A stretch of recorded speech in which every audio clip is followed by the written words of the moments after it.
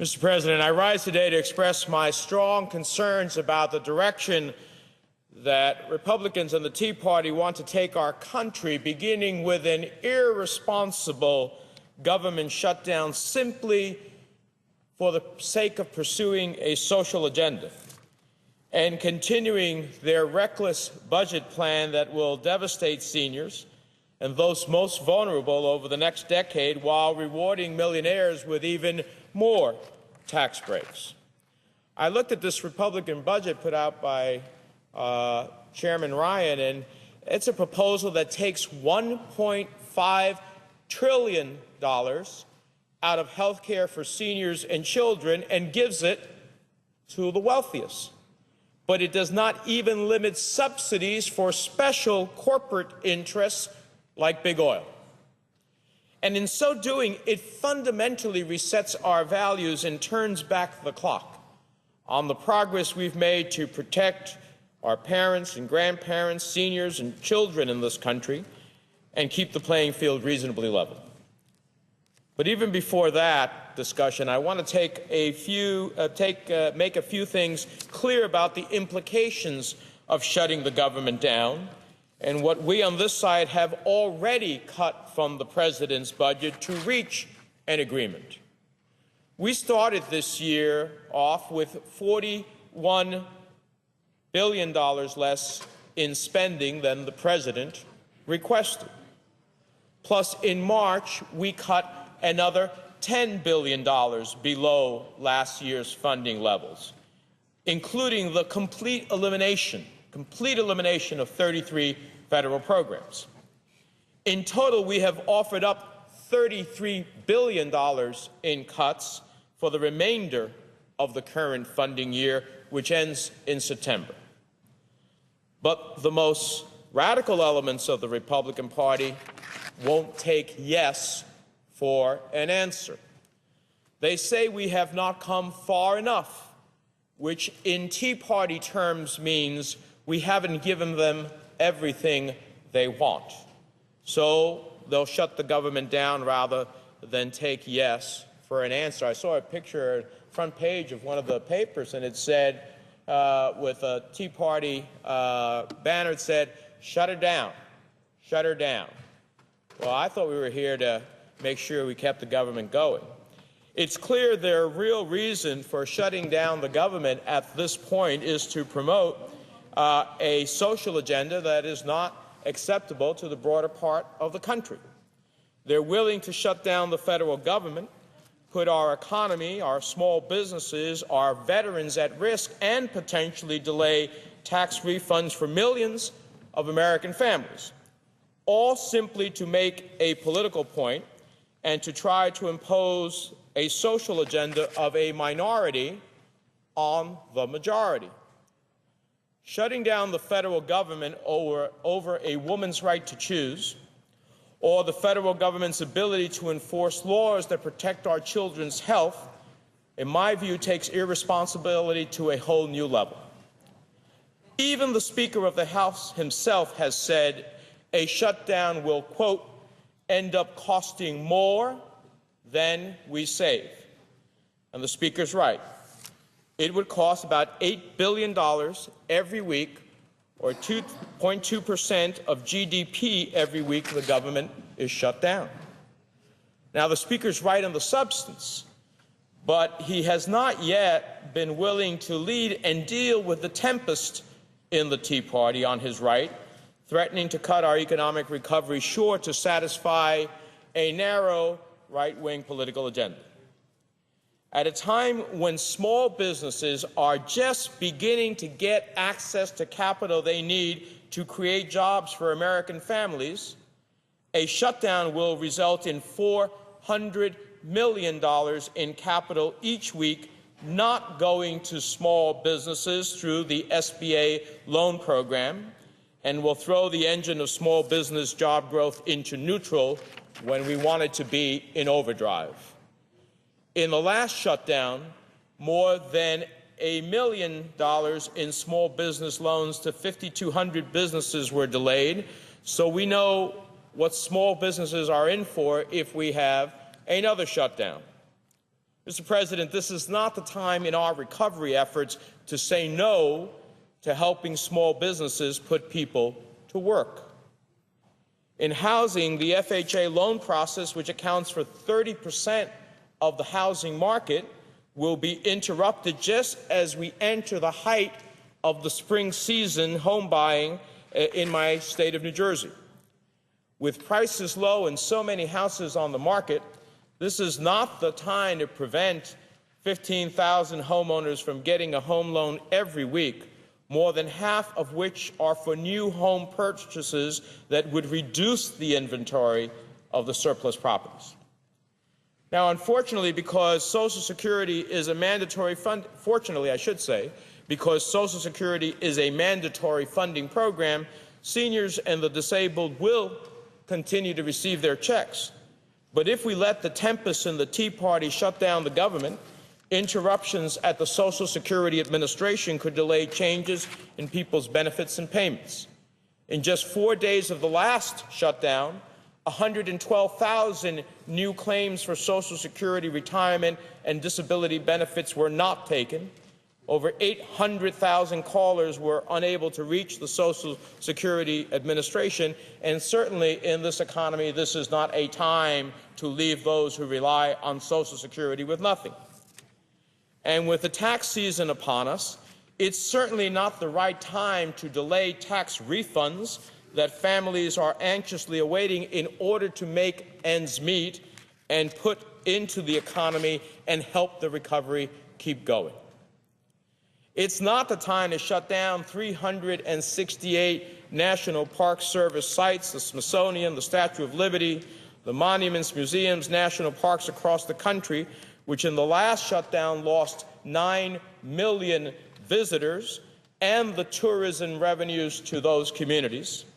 And given that our last shutdown occurred in the dead of winter, we can expect a shutdown in the midst of spring breaks and high tourist season to have a much larger impact on tourism revenues and family wallets who have already booked trips to national parks and planned visits to national monuments and museums. And to put it in context, if we shut down the government for 5 weeks, we could lose up to $1.2 billion based on the $12 billion worth of visitors brought to the national park communities last year. And if the Tea Party continues to insist on a government shutdown, military paychecks would be delayed at a time when military families are struggling with multiple deployments and struggling like everyone else to make ends meet. They'll ultimately get paid, but only when the shutdown is finished. In the last shutdown, more than 400,000 veterans saw their disability checks delayed. Now, let's not repeat that mistake when more of our wounded sons and daughters are returning home from 2 wars raging abroad every day. And if the Tea Party continues to insist on a government shutdown, clinical trials of life-saving drugs will be halted. New patients will not be accepted into clinical research programs at the National Institutes of Health. If the Tea Party continues to insist on a government shutdown, they'll put our entire economy at risk. As a matter of fact, business leaders have said that a shutdown could result in higher interest rates and chaos in the markets.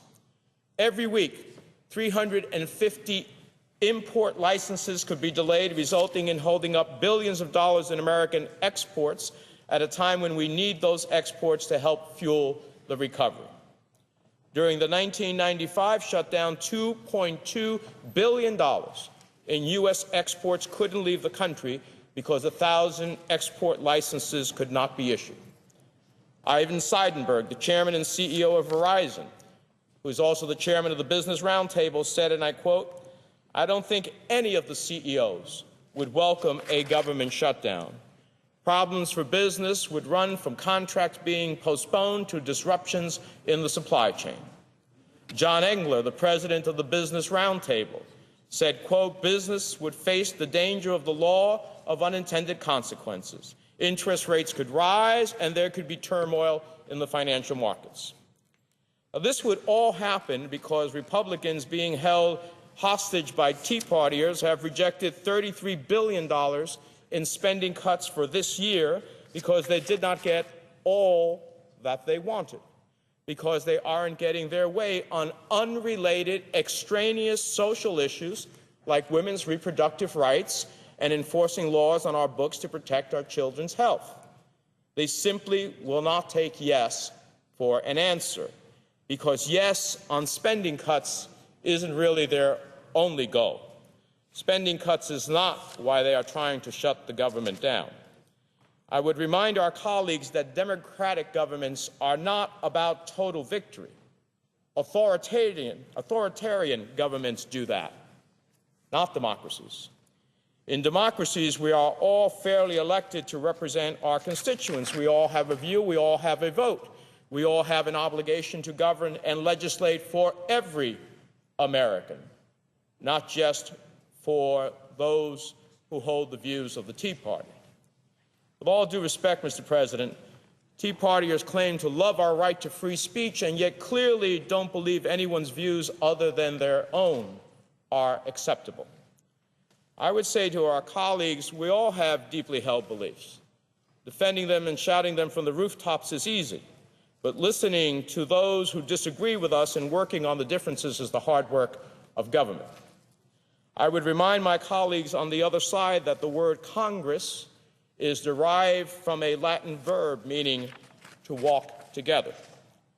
We have already made cuts to the president's budget. We have already made real cuts in this year's spending.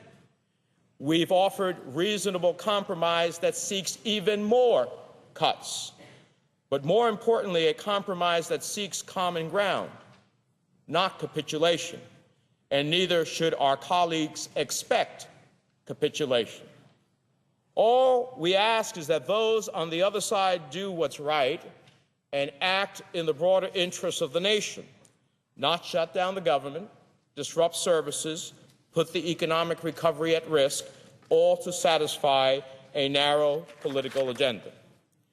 Now, I know there was a lot of fanfare on the Republican budget proposal that was put out as we look to the next fiscal year. In my view, it is by far one of the most partisan, ideological, and fundamentally destructive budgets I have seen in my time in Congress, destructive of fundamental protections for every American and for what we've come to accept as fundamental protections that are uniquely American. It fundamentally takes $1.5 trillion out of health care for seniors and children, and it gives it to the wealthy. It would take health care from seniors and children rather than take subsidies from special corporate interests like big oil companies. If Republicans got their way, New Jersey residents would lose $34 billion in health benefits, and almost 400,000 New Jerseyans would see their coverage cut entirely. The Republican proposal talks about cutting taxes, but in reading it, I find only two groups whose taxes would be cut: the rich and those who are even richer. Corporations and millionaires, or those soon to be millionaires, will keep all of their recent tax giveaways and would actually see their tax rate slashed by 30%. Now, this proposal loses $700 billion on the revenue side over the next 10 years by extending the Bush tax cuts, particularly to the wealthiest in the country, and trillions more by slashing tax rates for corporations and millionaires. Those making more than $1 million a year will see tax cuts of $125,000 each from the tax cuts, and tens of thousands of dollars more from proposed rate cuts, while people in my state would lose $34 billion in health benefits and 400,000 New Jerseyans end up without health coverage at all. This budget proposal shifts the balance to the wealthy, making cuts that do not reflect our values as a people and as a nation. And at the top of the list of draconian Republican cuts is Medicare. Let's for a moment look at the logic of the Republican budget proposal when it comes to Medicare, a program that since 1965 has protected seniors and made sure no older American would be without health care when they need it the most. In 1965, we passed Medicare. Why? Because senior citizens could not get health insurance.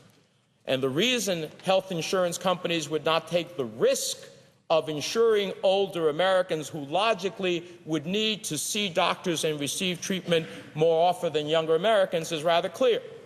And even if there was such a plan, the cost would be prohibitive for a senior on a fixed income. So we created Medicare, and today it is one of our most successful programs, and no senior is left without access to life-saving, life-enhancing drugs or the care that they need. Now, what are the Republicans proposing in this budget? They're proposing to end Medicare as we know it. In fact, they want to privatize Medicare. And they say their privatization plan is just a way of asking wealthier seniors to pay more. But let's ask ourselves logically, how much do we think an insurance company will charge in premiums to a 65-year-old American male who may have had a heart attack or a heart ailment or suffers from diabetes? How outrageous do we suppose the premium will be? And how much of a voucher will that 65-year-old American need to purchase even a minimal health care plan? Mr. President, that logic escapes me. Today, buying a private plan on the open market for a self-employed middle-aged couple can cost as much as $18,000 a year. The average retiree in America is living on about $19,000 a year. So again, the logic escapes me. The fact is, this proposed privatization plan for Medicare completely overlooks the history of why we needed Medicare in the first place. It illogically assumes insurance companies will provide quality health care coverage at a huge discount to older Americans. Mr. President, if that isn't wishful thinking, I don't know what is. So let me close by simply saying it is time to make sure this government stays open. It is time to make sure we don't thrust the economy backwards. And it is time to ultimately ensure that those who have given service to this country, like the men and women in uniform, don't get hurt. And that we do by coming together on a reasonable budget.